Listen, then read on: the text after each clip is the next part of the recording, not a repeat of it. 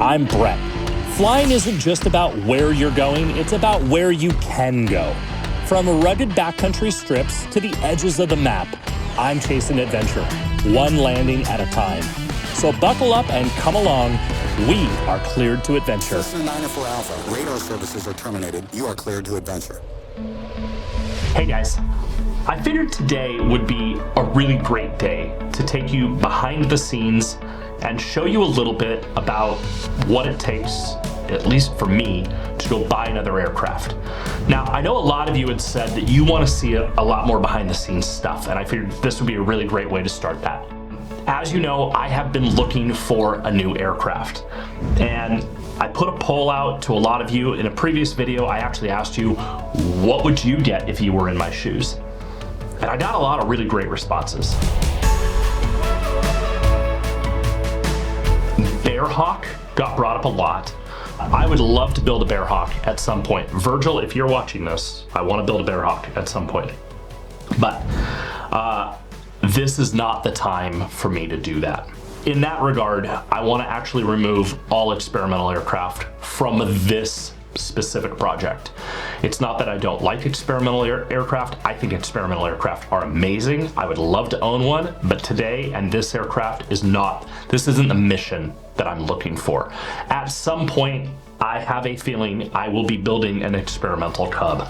I just have a feeling it's coming. But for right now, I want a 4-seat certified aircraft. So that actually brought me down to a few options. So one was a Maul. And so my buddy Jeff has a Maul, and I've actually flown his Maul, and I have nothing against a Maul aircraft. I think they're phenomenal. But I wanted something that had more metal in it. I love fabric. Fabric's great options, but for me, again, in this situation, I wanted to go with something that was a metallized fuselage, metallized wing. Some of you guys threw options out there that were way outside of what I wanted. I really want a tail wheel. Aurora's Bonanza is in annual right now, and like it just got done, and so I'm gonna have to fly a nose wheel here soon. I will film that because I actually can't tell you the last time I flew a nose wheel aircraft. But anywho, so I'm looking for a tail wheel. So that ruled out PC-12s and 206s and stuff like that. So what I've really come up with after doing all of this research, I actually came down to 3. One was a Helio Courier, one was a 180, and one was a 185. The Helio Courier actually got removed off my list pretty quickly. I had looked at a couple of them. Unfortunately, my wife really didn't like those as much. Don't forget, she is also a pilot, so she didn't like those as much, which led me down to a 180 and a 185. Those were my 2 finalists. And so what I want to do now is I actually want to take you guys around Lake Hood, the busiest seaplane base in the world. And I actually want to show you a couple of my options here today. So let's get going.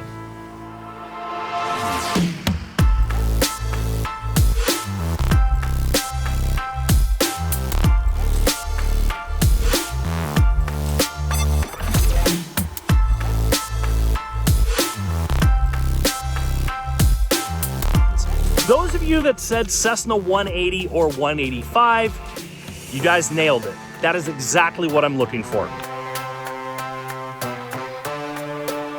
With that said, I want to show you some of the options that I had, and ultimately, for now, the direction that I have decided to go. Now, just so we're clear, I do have an offer in on an aircraft, and I'm going to be doing a pre-buy here in just a couple of days. But we came to terms. It needs some work, and we'll talk about all that here in a few minutes. But first, let me talk about the airplanes that I didn't end up choosing that were on my list. And this is one we're gonna start with. All right, so first up, we have a Cessna 180H model. And so this is actually one of the heavier Cessna 180s. So when you see a third window like this, it usually means that this is one of the later models. So the H model is one of the later models. It is one of the heavier ones. I really wanted an aircraft that was very light and very light feeling, just like the 170. However, this aircraft has a lot going for it. First of all, it's actually really pretty. So I wouldn't have had to paint this one, which is definitely saying something. It does have the smaller vertical fin on it, So in the later models, you actually got a more abrupt change. So they have more like a 185 fin, which looks more like that. It did have the BAS pole handles, which was pretty nifty. That is definitely something I want. I have these on the Hawk Wagon, and it makes it really easy to move the aircraft around. Another pro to this one is it does have the long-range fuel. You can see we have a Monarch cap on the outside and then a regular cap on the inside. The panel was a little bit nicer in it. And this one, if you see the V-brace there, if we come down here onto the fuselage, we have these 4 holes. So this actually is equipped with a float kit. It already has an extended baggage, and it appears that they had zinc chromated this from the factory. So that appears to be a factory float kit. So why not this one? Well, for starters, this has a Continental 0470R. So it only puts out 230 horsepower. Now I know people are gonna comment that 0470R is a great engine, and it is. I just want something with a little bit more power. The nice part is it does have these, the cooling fins already put in, which is actually an STC, and that helps a lot. Comes on 31-inch bush wheels, has a sportsman's cuff on it. So it has the same cuff that I've got on my 170. So it had a lot of pros, but at his price point, not having floats and only having the 0470R, it didn't really fit my mission that well. All in all, great airplane. I'm sure it will sell. Great airplane. Let's go look at a couple more. All right, so this was the next contender on the list. 180F, so 1963. And you can tell that it's an earlier model because it only has 2 windows. Now, this one came on floats already, and which is great.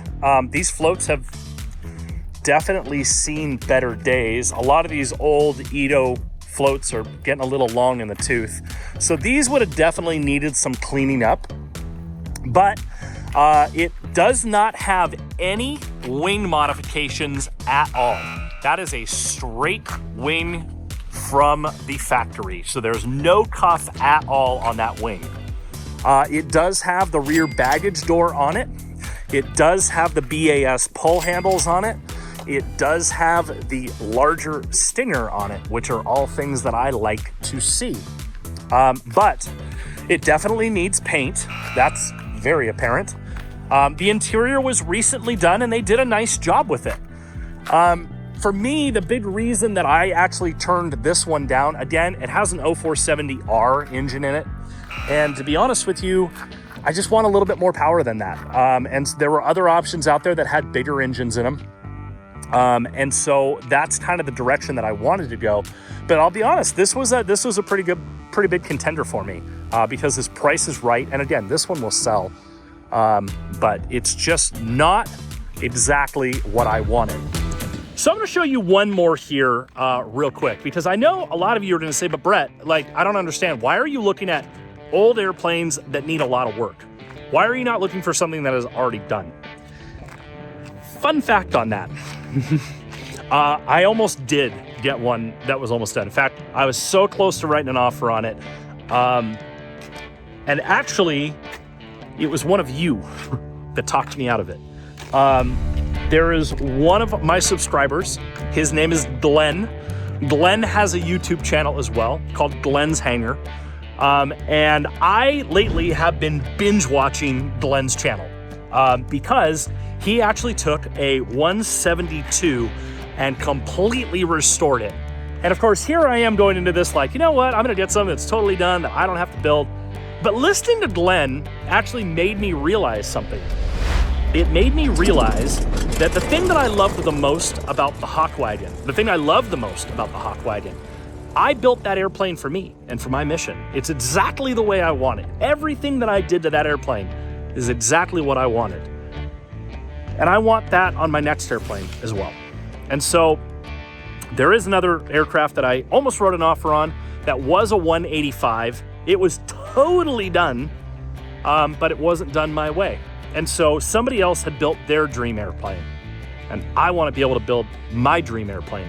And so I'm looking at one that needs work, that needs some love, And basically, I'm looking to buy an engine and get an airplane out of it. And well, actually, let's skip the one that I almost bought, and let me just go show you the one I have an offer in on, and let's talk about that one. Alrighty, so behind me is the actual airplane, but before I start showing you guys all of that, let's talk about it a little bit. So it is a Cessna 180E model. So it's still lightweight. It's one of the lighter models, and the pre-buy will be happening here very shortly. It has floats. It's on them right now. Comes with wheels as well. Notice that it has the baggage door, which is very important. Has the BAS pull handles. Has a larger stinger. Does not have the large ventral fin yet, but that is something that can be added. It has an older stole cuff on it. So it actually has what's known as a bush stole, which is a predated Horton stole kit, which I will likely be removing because I'd want to do wing X extensions and I would want to do quasar tips. It comes on a set of Edo 2960s, which are, for this aircraft, perfect floats. They appear to be in really good shape, thankfully. I have some friends that can take a look at those. By the way, this is why I didn't buy a 185. Do you hear that guy up there? Still super loud. But anyways, 2960 floats. They appear to be in really good shape. We've got hatches on these floats so that I can store stuff down in the hatches. Overall, the outside of this was everything that I wanted. But let's start talking about this engine. So this engine is a Continental 0520. So it already has a bigger engine on it. And they have actually changed the compression. They put high compression pistons in it. And so instead of running 7-to-1, we're running 8.5-to-1 compression with a 3-blade black mac on the front. Basically, this is a fire-breathing engine. Tons of power, great prop, great aircraft, tons of improvements that I can make into it to make it my own. The paint is part of that. Let's show you the interior and then we'll keep going. All right, so the panel leaves something to be desired, but that's okay because again, I want to do my own avionics suite in it. Seats are nice, but of course I'm going to reach out to my buddy Daniel over at Sport Aircraft Seats and see if we can change those out. It has extended baggage. It came with a factory float kit from Cessna. It has been corrosion proofed. The interior is gonna likely get gutted because I like a utility style interior and this is not that. But let's talk about a few things. Alrighty, now we're back somewhere warmer. We can kind of go into this. And I know some of you right now are like furiously typing in the comments section about how crazy I am for considering something that is like a 1.5 years out of annual, that has no real annual data on it since like 2018. I know the comments that are going to be coming out of this, but I want to walk back a little bit. Okay, so back when I bought the Hawk Wagon, before it became the Hawk Wagon, there were corroded carry-through spars. We had corrosion in the tail section. We had corrosion in the wings. There was so much corrosion on that airplane. And it really made me think, you know what, why would I put myself through rebuilding an aircraft like that? Why would I take on another potential money pit? I will love you always.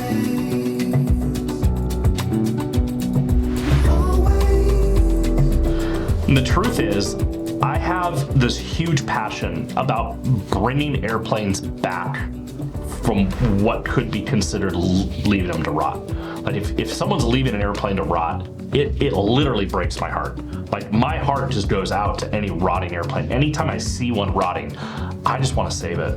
And financially, that is like the dumbest possible move anybody could ever make.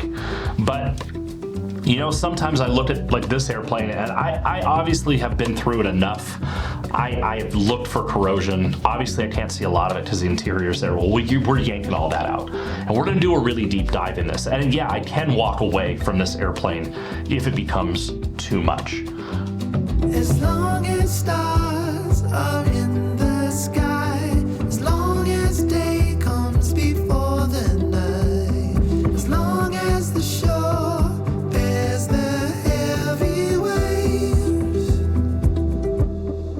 I will love you always. I would like to try to give it a chance to survive. And that's just something that I enjoy doing. I like bringing airplanes back from the dead, making them my own, and running with it. So for right now, we're gonna forge ahead with this project. We're gonna get it to the pre-buy. We're gonna do the annual at the same time. So when I leave, as long as it all checks out, it should be in annual by the time I roll out of that shop. So in the next video, we're actually gonna be going in on the actual pre-buy itself, so you can see what a pre-buy looks like. We're gonna be bore scoping the engine. We're gonna be doing compression tests. We're gonna be doing all the fun stuff that you do on a pre-buy. Let me know what you guys think about doing more of these behind the scenes things. If you don't like this, I'm gonna be doing one for the pre-buy, but after that, if you don't wanna see the behind the scenes stuff, let me know in the comments. If you do like this kind of video, give me a thumbs up. I'm trying to change up the format a little bit. Honestly, I owe a lot of this format to, like I said, Glen with Glen's Hangar. If you guys, I'll drop a link to Glen's YouTube channel below. He's actually really motivated me to do this whole thing again, which, Glen, I have a love-hate relationship with you right now, my friend. So anyways, let me know what you think. I'll see you in the next one. Cessna 904 Alpha, radar services are terminated. You are cleared to adventure.